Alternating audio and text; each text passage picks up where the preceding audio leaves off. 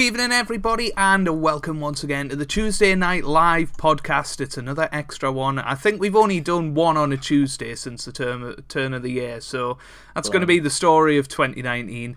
Tuesday Night Live became Monday, Thursday, Wednesday, Saturday Night Live, whatever you want, but yeah, today we are going to be doing a World Snooker Championship 2019 review, and hopefully you'll all enjoy it. We're going to talk about the highs and lows of the tournament and pick out a few players that have surprised us for good and potentially bad reasons as well. But I couldn't do this thing alone, so a good evening to the one and only TIJ Gaming, music, education, whatever you want. That man has got it all. Toby, how are you this evening? Good evening, Hazel.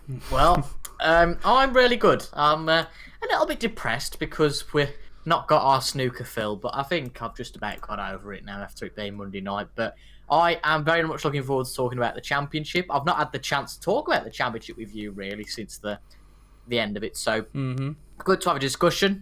Good to rub some salt in the wounds about Ronnie, and also just talk about what I think was a absolutely fantastic championship. Right, not quite on the commentary side because they weren't quite the Virgo classics that we've heard in previous years. I don't know. I think Ton Up is a new classic myself. Ton Up! But no, it wasn't quite as brilliant from the commentary side. There were a few dodgy bits, particularly with Alan McManus every 5 minutes.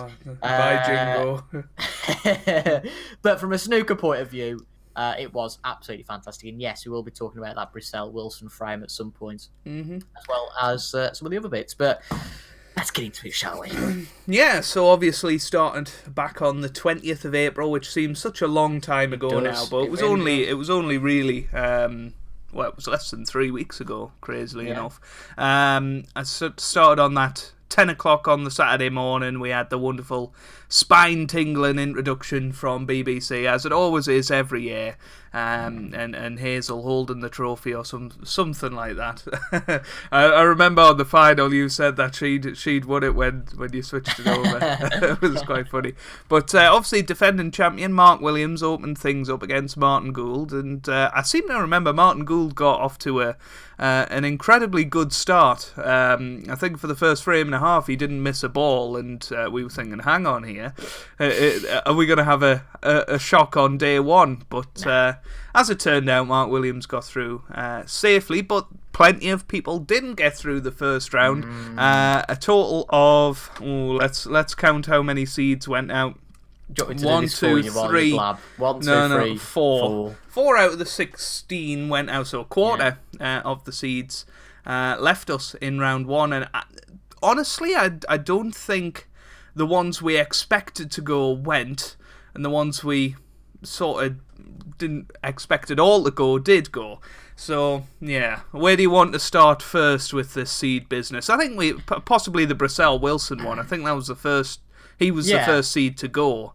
I was really shocked at that, I have to say, because I remember saying to you, and I think it rang true with how Gary Wilson's done. Right, Wilson played brilliantly, but I did say to you, I think, look, if Brissell wins this match, because neither Brissell or Wilson had won a match at the Crucible 3 weeks ago, but of course Wilson's now won 3 of those now.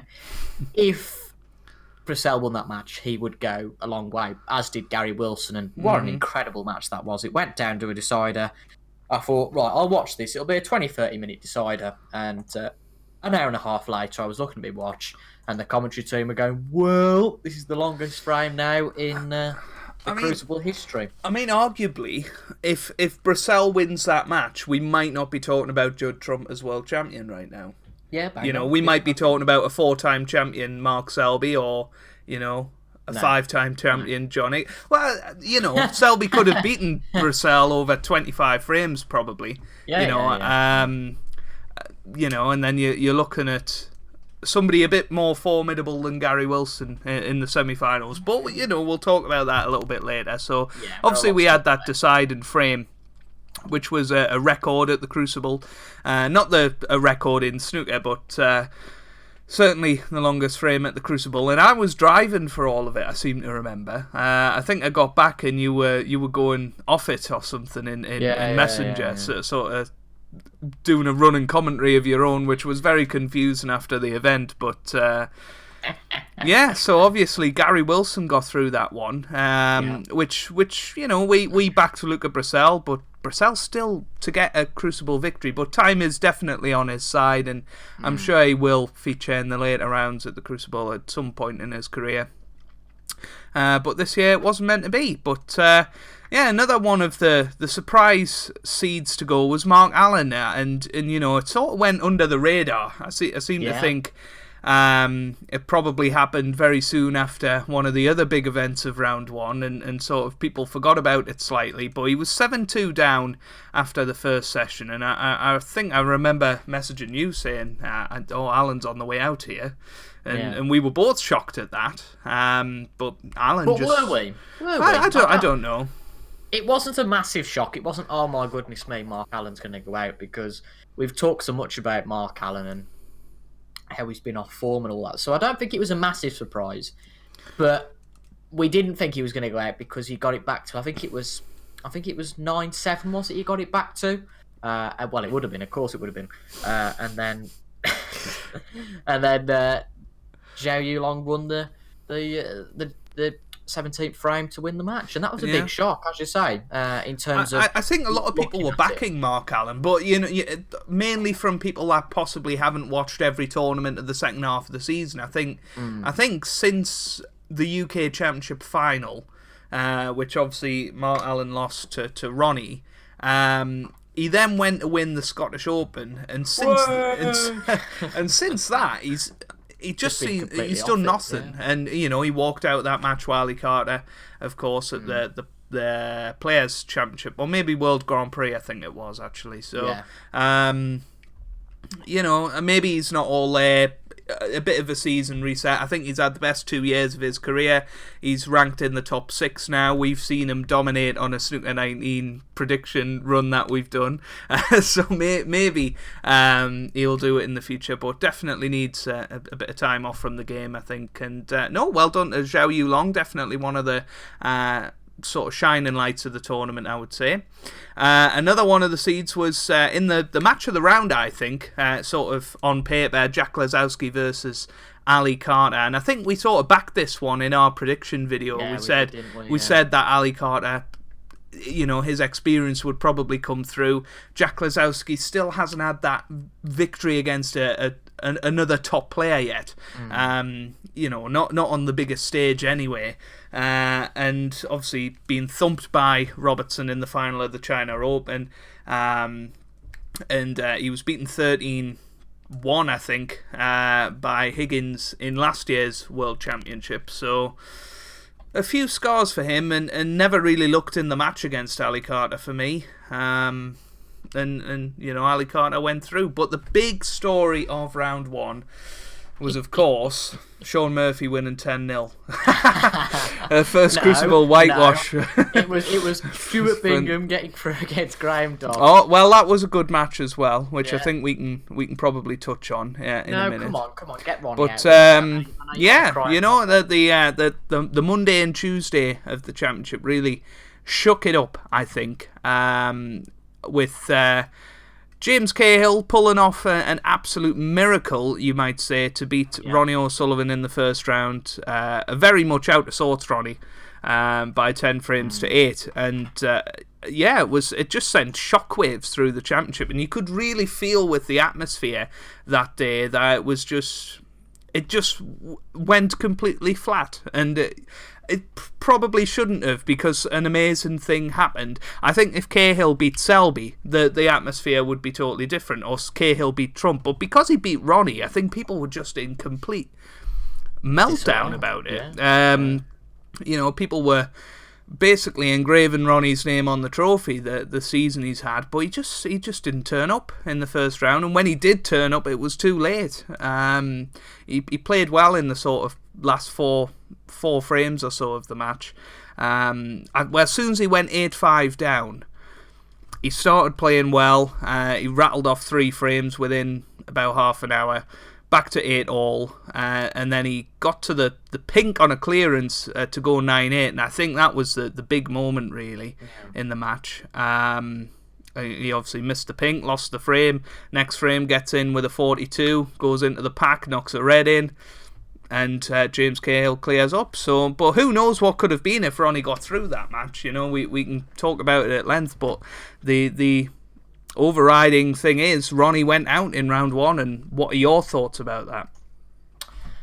It was a massive shock, wasn't it? We don't need to say how much it was. I mean, we previewed the match and went, look, it'd be nice for James Cahill to get to the championships, but he won't do anything. He'll be fine. I think we were saying, well, when Ronnie won that match, you know, he'd get through against Maguire. That would be a fairly easy game. And we were talking about quite at length, I remember, in our preview, the massive round of 16 game that would probably determine where the World Championship was going, and that was between Judd Trump and Ronnie O'Sullivan. Of course, that never happened.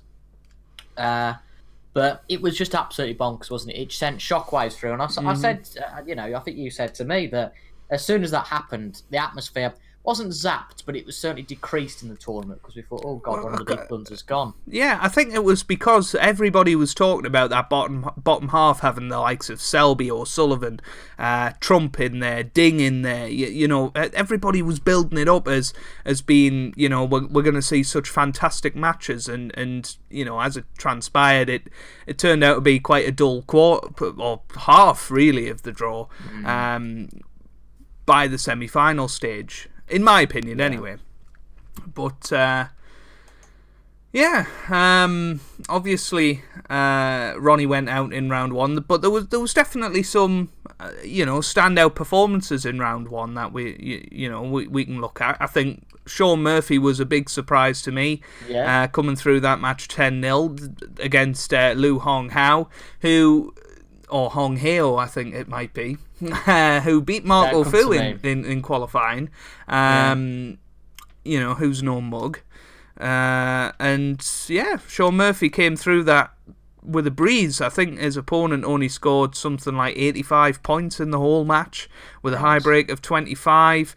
Wow. The biggest Crucible defeat ever. The first whitewash since 1992, so... it was quite a big deal, really. But, again, it was something that was overshadowed by the whole Ronnie thing. And I think a few of the big stories early in the tournament were just overshadowed by that. And people seem to forget them now. Yeah, obviously, definitely. Robertson nearly got a whitewash, as did Barry Hawkins.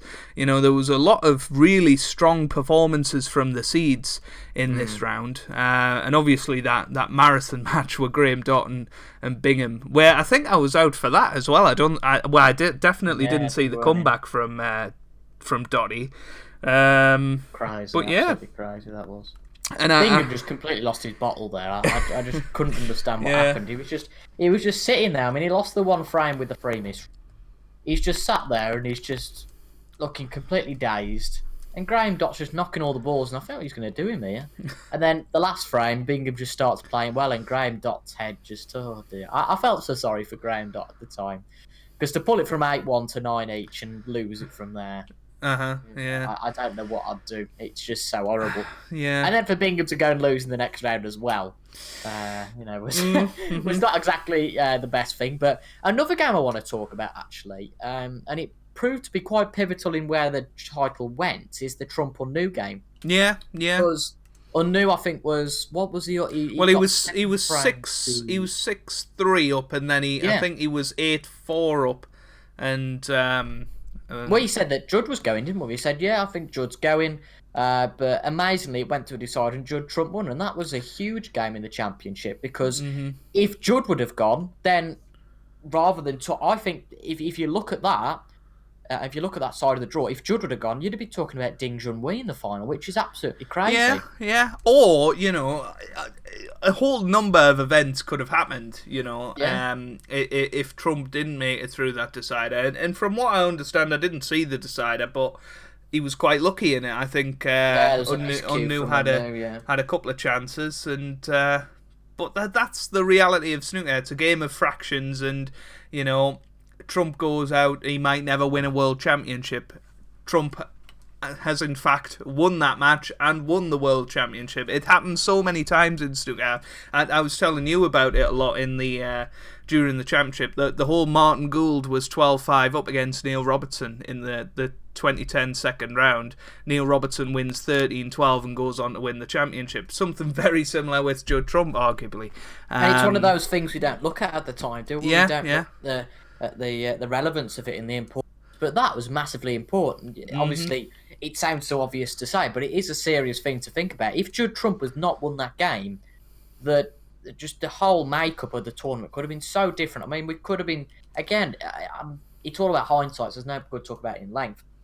But if David Gilbert won that match against John Higgins and, say, I don't know, Ali Carter got there, we could have quite seriously had a David Gilbert-Ali Carter final, which would have been quite incredible. Or equally David Gilbert against Gary Wilson, that's the more equal thing. But I think first round, I think we're pretty much done with the first round. I think there's nothing really else to say. Obviously, Mark did well, I think, against Higgins. Mark Davis is a bit of a bogeyman for Higgins. I think he's one of the few players that Higgins has a losing head-to-head record against. So, and obviously Zhao Xingtong was 5-1 up against Mark Selby. We thought we had another potential shock on the way, but it didn't happen.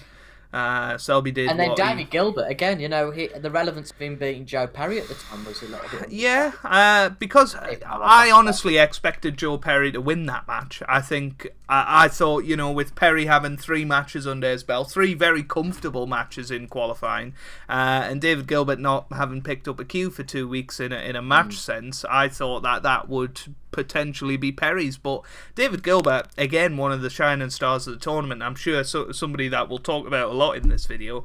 But yeah, we'll move on to the second round now, and obviously we were starting to see the effects of some of the first round casualties, really, namely in the fact that we had an all qualifier round with Ali Carter and Zhao Yulong, so we were guaranteed a qualifier in the quarters, and we also had James Cahill versus Stephen Maguire. Now, Stephen Maguire should have been knocked out in round 1. He was 9-7 behind, fluked a blue in the last in that frame and went on to win in the end. So we could have had a whole guaranteed qualify in the semis, which turned out to be the case, actually. But highlight of the round for me was the 2 matches in the middle there. John Higgins versus Stuart Bingham and Sean Murphy versus Neil Robertson. I think 2 cracking matches there. Yeah, definitely. I think Sean Murphy was pretty unfortunate to run into Neil Robertson when he did. I was surprised at how much he got beaten, because the first sort of frames and the start of the match, he looked good, but then all of a sudden something ticks, and Neil Robertson, and I'm a big Robertson fan, but for some parts of the season, Neil Robertson has just been going and he's unstoppable, and that's what he was against Sean Murphy, as you say. I think you have to look at the Barry Hawkins and Kyron Wilson. Yeah, that was to be at the last 16 stage and have those 3 games was absolutely huge, because of course you'd be guaranteed that with the Milt Williams even Trump match as well. Trump Ding is a huge match for round 2. Another 5-year seeds were going to go. Another 5-year seeds were definitely going to go. And equally, a lot of these, of course, ranked in the top 8. But a good win from Robbo. Again, really good. But I don't think I was shocked by John Higgins. I think we could talk a little bit about Kyron Wilson, because it was a massive real match. Shock. I think that's another match that could have actually changed the outlook of the tournament. Barry Hawkins in that first session. Now, I don't think you've seen it, did you? Where Barry got 4 centuries. Oh, you did, yeah. Barry was incredible in that first session, and I honestly seen that performance, and I was like, I want you to win the World Championship. But I remember us saying that. As soon as I start supporting anyone in this championship, they seem to get beat, So sorry for that, Barry, but. He was brilliant in that match. He was 6-2 up after the first session. Should have arguably been 7-1, I think. I seem to remember he took on a bit of an ambitious blue when everything was going in, and that one didn't. And then Kyron cleaned up, and you look at that frame to go 6-2 rather than 7-1. And the way Barry Hawkins played, I think 6-2 was the best Kyron could get out of that session. And hey ho, he went on to win 13-11, one of the standout performances of the tournament, I think, from Wilson there to come back, and that was probably the pick of the second round matches for me. Sort of in terms of quality, that was brilliant. The Higgins Bingham one was quite good as well. They were sort of nip and tuck all the way, but Higgins managing to just about get over the line. But there's probably two big stories here. The Mark Williams one. He had chest pains after his first session of the Dave Gilbert match, and I think he came out of that 5-3 behind. Yeah, he was, yeah. And he got checkups and that, but then he was back in on the 10 o'clock on the morning. I just wonder how much sort of being up late the night before with, the stress of having to go to hospital and things. Yeah. I wonder how much that actually affected the way Williams played after that. And obviously he went out eventually 13-9 to Dave Gilbert, and I know you were disappointed that Willow was gone at that point. Yeah, massively. But the fact that it wasn't as much of a shock just highlights how much the first round sent shockwaves. We could be talking about, at this point, Mark Williams going out there being the biggest shock of the tournament, but in the grand scheme of things, it's not really that much of a shock. I don't know if it's because he didn't batter Martin Gold in the first round. Mm-hmm. There was a sense that, he could get beat by Gold. But once again, David Gilbert, the way he got to the semis, and the players he beat, that's really impressive. He beat Joe Perry, that's no mug. You've got technically the first seeded player, not the world number one, but defending the first champion. Seeded player, who he beats, and then beats Kyron Wilson. So he dominated Kyron Wilson. Yeah, Wilson was nowhere in that match. He just got no response, had he? Despite coming back against Barry Hawkins, it's weird how the swings and roundabouts go. Really. Yeah. Probably in all of the matches that we've seen so far from David Gilbert in there, you would have backed the opponent to win that, and even up to the semi-final, you would have said, well, Higgins is going to win. But It's strange how these things go. But the other standout second round match for me was the Maguire Cahill match, and Cahill actually stuck close to Maguire the first two sessions. I think he was 9-7 down going into the final session.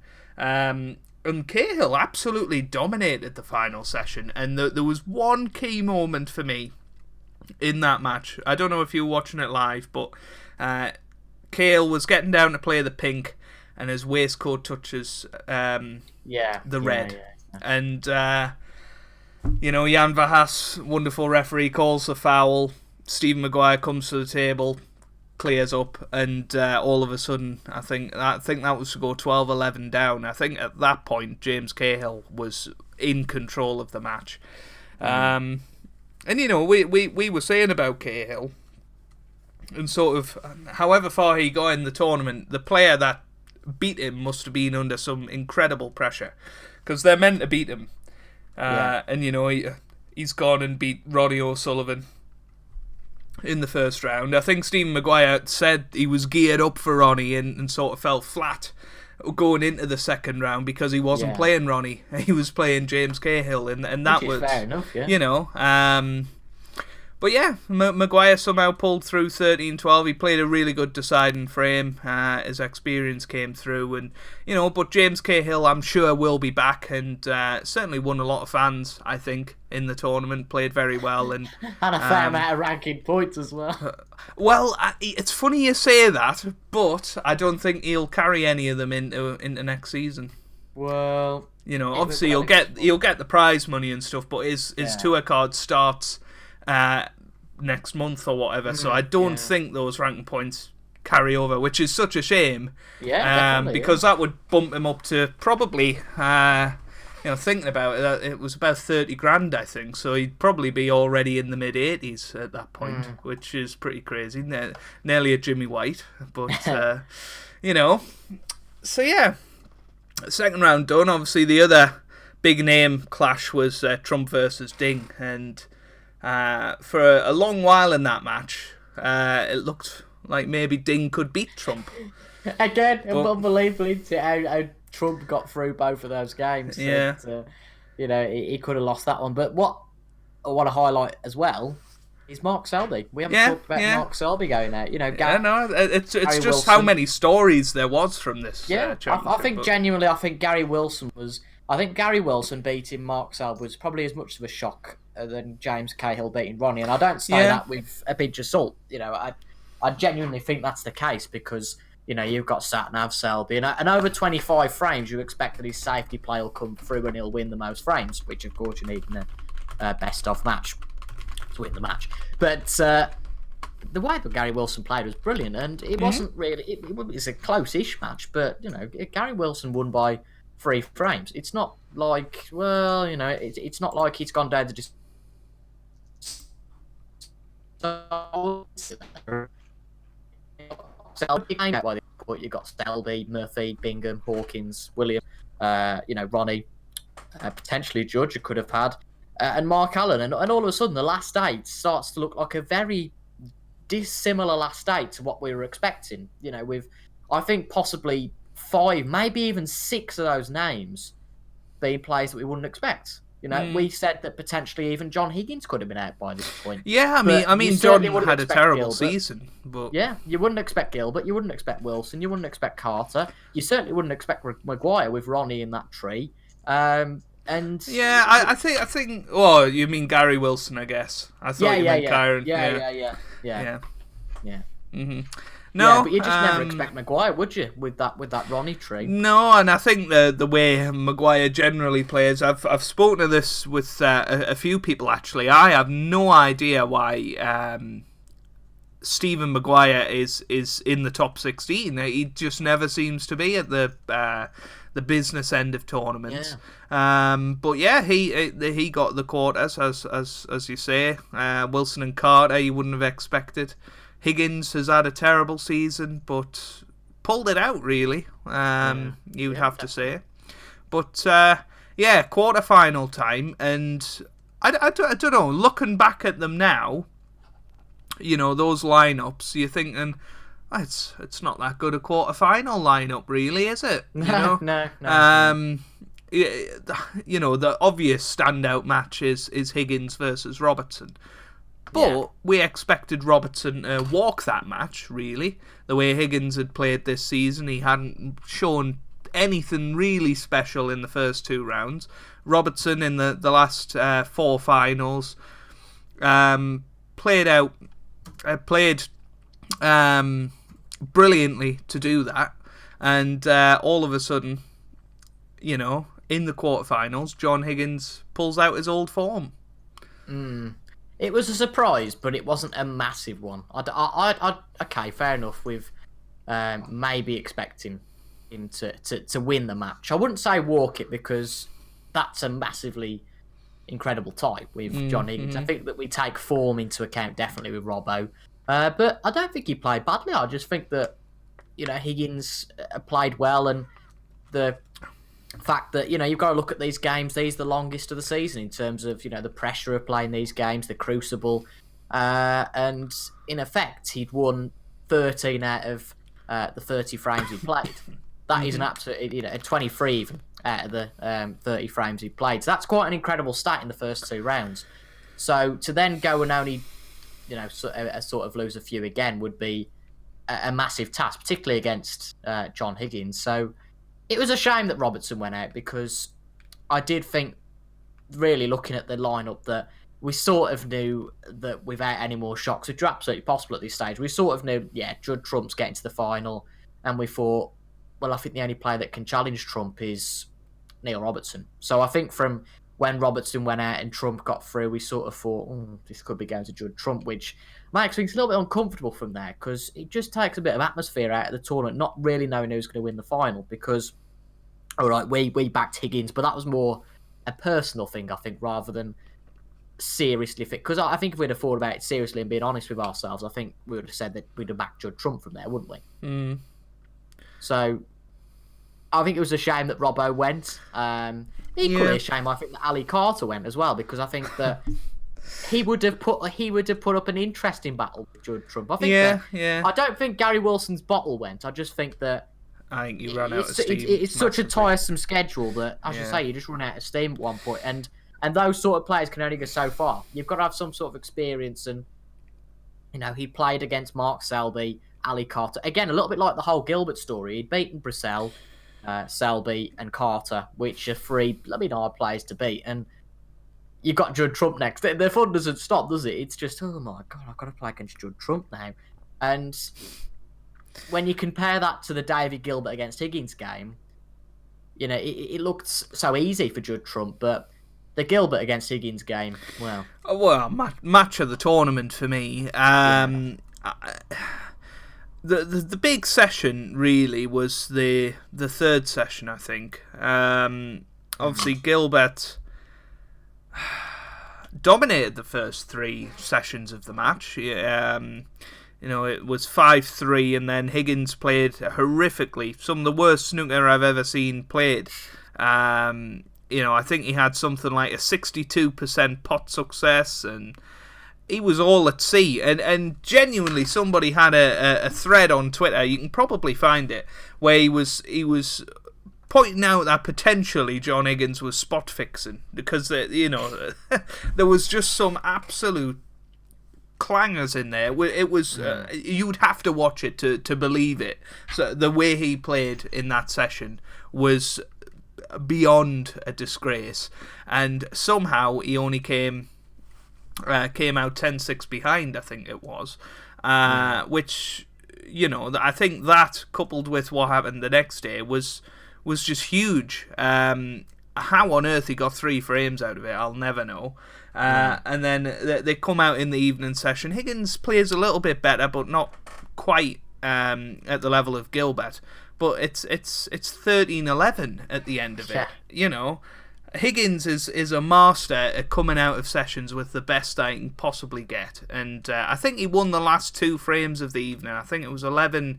what was it? No, it was 13-9, I think. Yeah. And then Gilbert probably had a couple of chances to put the match to bed, but what happened the next day? That afternoon session was one of the best and most dramatic sessions that we've ever had. Gilbert looked gone when they leveled up, I think, at 15 all. Then Gilbert somehow manages to go 16-15 in front. Higgins, of course, pulls it back, and then that deciding frame was one of the best deciding frames I've seen, I think. It just had everything. Gilbert gets in first, and then he had that kick, I think, when he was on 29. And that put him out of position. It was horrible to watch, because I thought, if someone's going to win it, they've just got to win it at some point. It's horrible, because I was a bit of a neutral in that match. I'm just thinking, oh my God, it can't go on for much longer. Well, it was Virgo said something like, he was like, the old cliche, I don't want there to be a loser, but that's the nature of snooker. And, but it was heartbreaking for Gilbert to lose the way he did. I mean, personally, I think if Gilbert had have went through to the final, I think it possibly would have been an even more one-sided victory for Trump, because I just think it probably took more emotionally out of Gilbert than it did Higgins.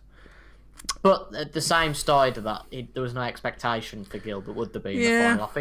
I think that for Trump, you're playing against John Higgins. You're playing against the John Higgins, whereas for Gilbert, you could have gone into that, and I think he could have given a closer match, but I think with how Judd Trump played in that final, I don't think even the prime players, the best players ever on their best days would have been able to try to beat that, because the way he played in some of those frames was just unbeatable, really. And, the amount of times that Virgo said "turn up" during the final was no, but I think David Gilbert has a lot to be proud of in this tournament. I think he's gained a lot of new fans, and I just hope that this defeat doesn't hit him too hard. I think it. As he said it in his press conference, it might be his only ever opportunity to get to a world final. Time will tell whether that is the case, but I can imagine just how difficult that was. Because there was frames he should have won in that match, and he only needed one more to get to the final, and that's gutting. But yeah. Gilbert went out. As you say, the other semi-final looked very, very comfortable, really, on the face of it. But Gary Wilson was, in with a shout. I think he led. Did he lead 5-3 after the first session? He might well have done. Yeah, seems familiar. Because I think they were going, "Oh my god, could be." I mean, there's a lot that's happened in sport in the last week, so it's a bit flaky. But goodness me, won't get into that tonight. But yeah, I think he probably was. But as we've said, I think he just run out of steam by that point. Yeah, and Judd was just completely on it. Again, it was probably. I mean, okay, he played well against Maguire, but I think Maguire had a bad day. But I tweeted about this actually. I'm interested to have a little discussion with you about this. I know that people say, well, you've got to play, it's irrelevant. But Judd played against players of average rank 25.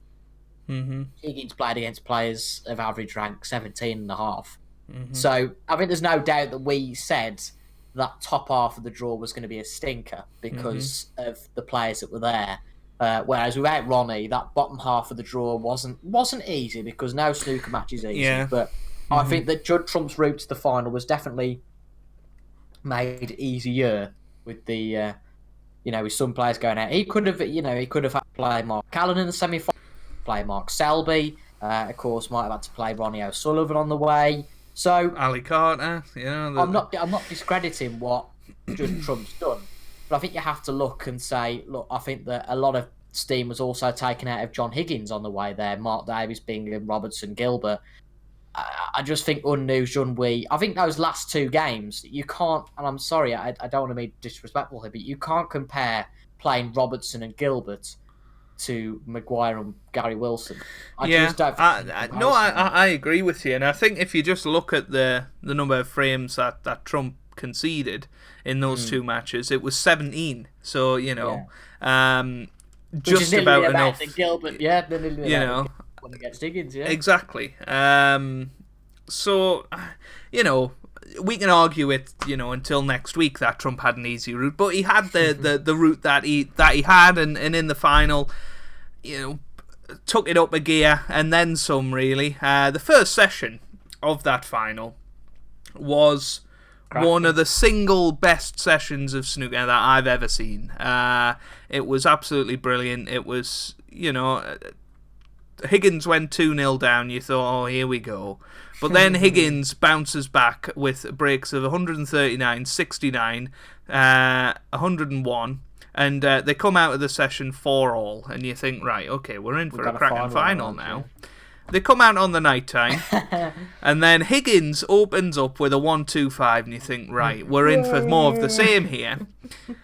And then what happens? Well, Trump comes out, and he comes out with breaks of 135, 114, 71, 58, and 70 to take that session 8-1 and lead Higgins by 12 frames to 5 going into the second day, which is absolutely crazy, really. However, I don't think that it was, perfection snooker from Trump.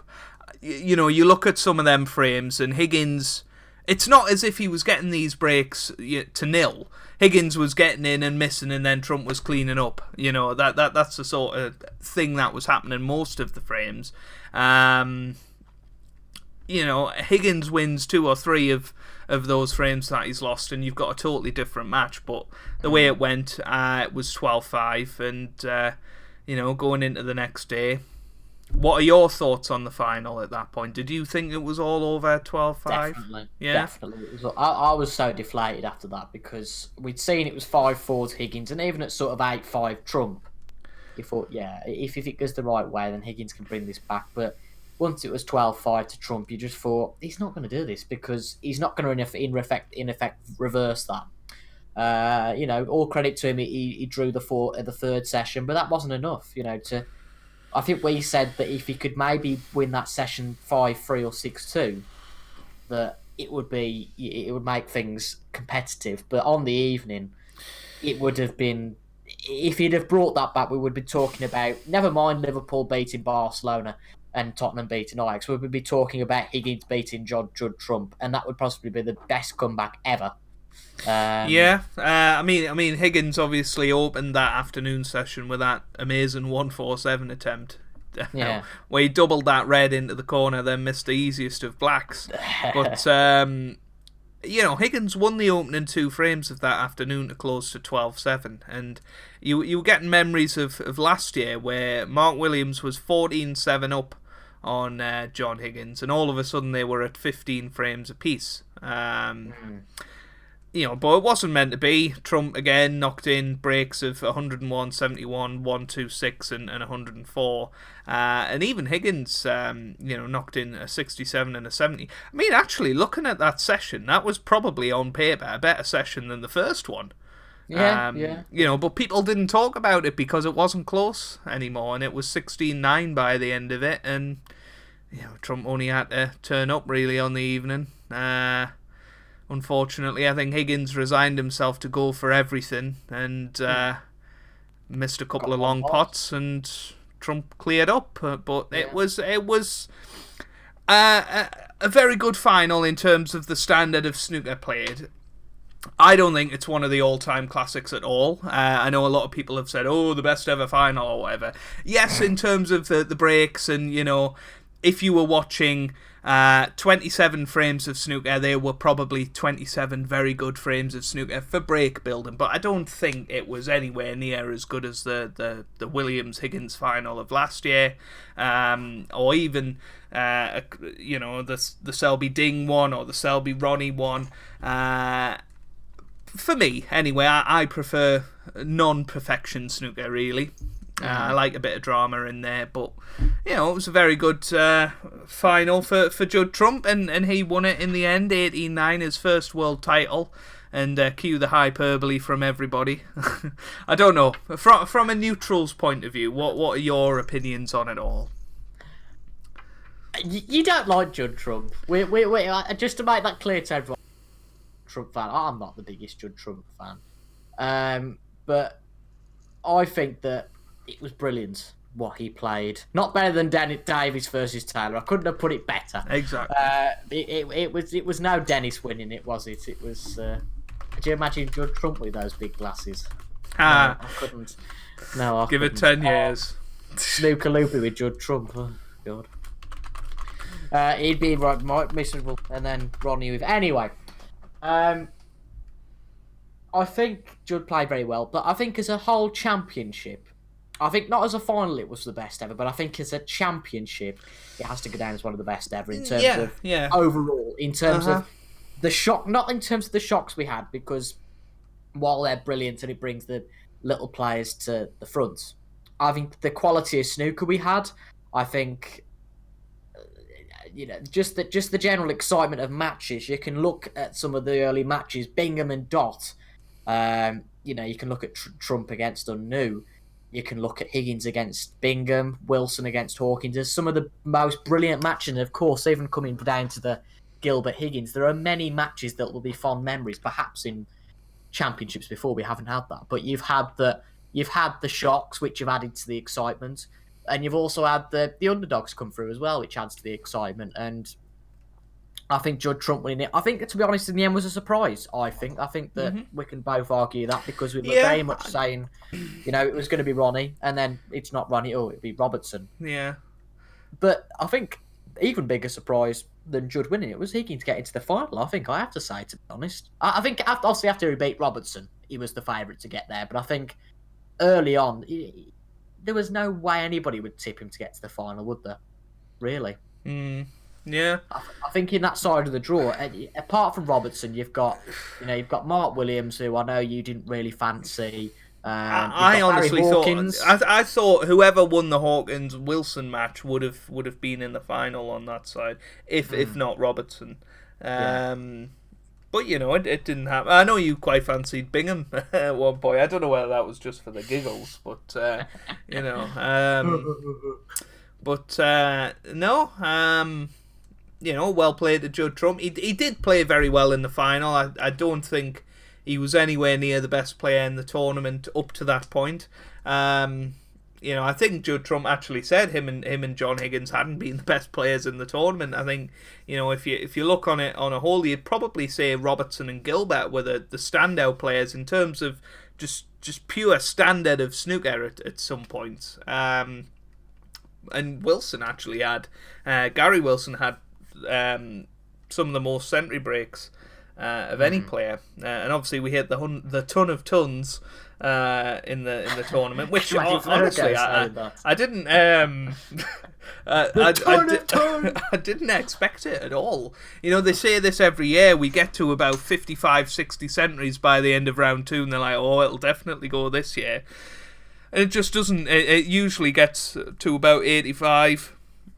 But this year it was absolutely smashed, and they got 100 centuries. But brilliant from that lot.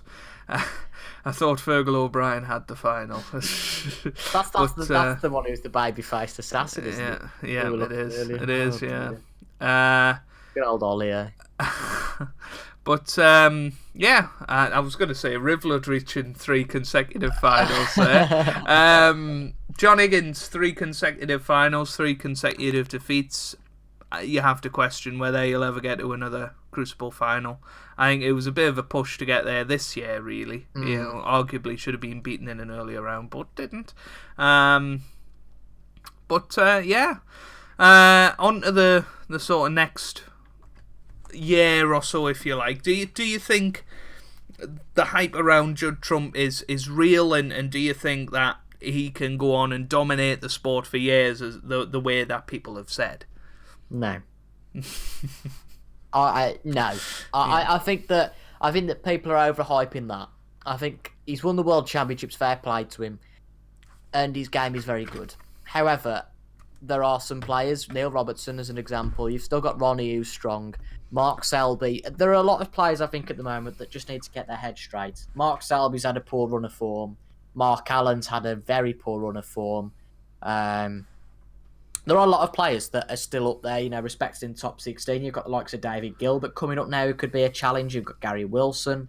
But you've also got other players, and I don't think it would be really unfair to say that Judd Trump's going to go and dominate, because there are so many more players that you've got to look at. Of course, you've got the Chinese contingent as well. Some good performances from some of those players as well. I can see your Capri Sun. I'll bet 40 seconds behind on the video, so I'm glad you enjoyed your Capri Sun. He won. He all right, Rivlett. He won the Masters, but he's not going to go and dominate just because he's won those 2 tournaments. That's you could say that Neil Robertson's going to go and dominate because he's won. You could say that Ronnie's going to dominate because he won the UK and he won the 2 Coral tournaments, and But the fact is, snooker isn't going to be dominated anymore because we've got all of these players that can win any tournament. Yeah. Look at this tournament, Exactly. Yeah. You haven't got players that are there just to turn up and be beaten by these bigger players.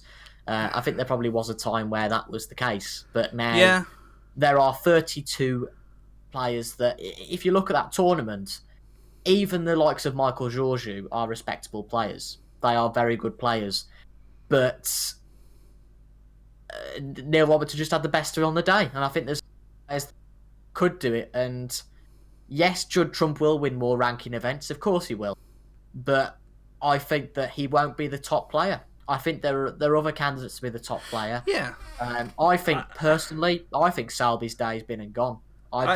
He's down to number 6 now. I think it'll be very interesting to see what he does next season, because if he has an equally bad season this year, he'll be out the top 16, which is unthinkable, really. But going back to Judd Trump, and one of the big flaws for him, I think, with his game, is that sometimes he's 6 foot off the pocket, with some of his shots, and that catches up with you at some point, and you do. Trump, more than anybody, in my opinion, will be the one to get beat in the first round by Michael Georgiou, simply because if his game is not there, I'm not certain he can grind through a match. You know, I agree his all-round game has improved a lot over the last year or so, but he's not like a John Higgins that can get out of a session 5-3 when he should have lost it 8-0. You know, and that is going to be the difference for me with Judd Trump winning 8 World Championships and winning maybe 2 or 3. That, in my opinion, at least. Whereas I think players like Neil Robertson, you know, Ronnie arguably, even though this tournament didn't work out for him, John Higgins, Mark Williams, Mark Allen, I think they all have a more consistent overall game than Judd Trump and are less likely to be beaten by Michael Georgiou in the first round. No disrespect to Michael Georgiou, he's just an example, but you know, we'll see.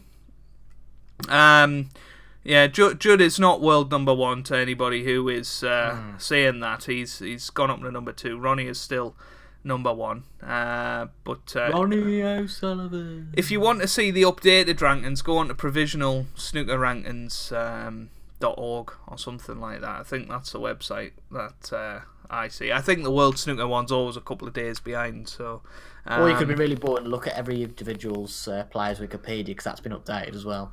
Well, so if you're interested in individuals, you can look at those. There you go. So if you're interested in the babyface assassin, you can see he's ranked something like 58. I don't know. But anyway, picking on Michael, the sad face. But yeah, I think that, as you say, it was one of the best World Championships on the whole. I think there was some great stories in there. You know, a lot of ifs and buts, and I think that's always a good thing about a tournament. You know, if Ronnie and Neil got to the final and everything went the way we thought it would, perhaps it would have been a boring tournament. Who knows? But I don't really have much else to say on the matter. I don't know about yourself. I'm just gutted we're not going to have much snooker for a bit. I think after having so much snooker for 17 days... Well, it's been the last sort of, 8 or 9 weeks. We had all of the Coral Series and then China Open and, the World Championship. It's crazy, but, yeah. Sad times, but we've got plenty of other sports to look on to. I think the podcast for the next few weeks will stay as an extra podcast because Tuesday isn't the best day for me at the moment. But in a few weeks, we will get back to that classic Tuesday Night Live formula. Unfortunately, now there's not going to be much snooker on this for a while, but I think this has been... I think the last 2 podcasts now have been about snooker, so for those of you who don't like it, you will be relieved. But we've got plenty coming up. I can imagine we'll do a Premier League review in a few weeks' time as well as we've got plenty of sports content. We've got a busy summer of cricket, Formula 1, of course. We've got F1 race, if they're actually any good. And then we've, of course, got plenty of gaming discussions, which we want to have plenty of those down in the pipeline, and those will be enjoyable. So it's not just snooker around here. Mm-hmm. So don't worry. Well, exactly, yeah. So if this is your first time watching or listening to the podcast, then make sure you do stick about. We do talk about different things, usually every other week or so. Somebody just asked, can Judd defeat the Crucible curse next year? And I don't think he can. I think it'll be something that basically stays around forever. If you're not aware what the Crucible curse is, Toby, basically, since the World Championship has been at the Crucible since 1977, no first-time winner has went on to defend the trophy. So the next year. Well, you never know. You never know. But yeah. No, it's been a fantastic tournament. We've got a wonderful summer of sport coming up. F1, obviously the Cricket World Cup, the Ashes. There's probably some ice hockey going on somewhere. I'm sure we can. No, I'm only joking. We'll bet on that. But we won't talk about it. And we'll also have gaming stuff that Toby's talked about. Potentially, the next generation of consoles might be announced very soon, so I guess we could talk about that at some point. But no, we've had a good time reviewing the World Snooker Championship. It's all over for another year. Snooker's not on the BBC again until at the end of November/December, so that's no more John Virgo unless you watch Good Morning Britain this morning. No more Dennis Taylor for a bit. But it will be back on Eurosport in a few weeks if you're that way inclined. I think I think the Snooker World Cup is on in a few weeks as well. So that bizarre tournament will be about. But yeah, anyway, if you have enjoyed this podcast, then make sure you leave a like down below. Thank you to everybody for coming along tonight. We really do appreciate it, and it's nice to have a discussion with you guys as well. Thank you to Toby once again for being a wonderful co-host, and hopefully we'll be back on a Tuesday at some point in the future, but it's not likely to be anytime soon. So, yeah, if you're watching it as a video as well, remember that we are live when we do these things. So, Not on a Tuesday. You what? But not on a Tuesday, yeah. Keep an eye on our Twitters. On any day but Tuesday. Yeah. Keep an eye on Twitter to know when we're going to be live. And obviously, it pops up in your sub box a couple of hours before as well. But no, we've really enjoyed it. Thank you very much for coming along. And we'll see you for another podcast in a couple of weeks. Have a good night. Goodbye.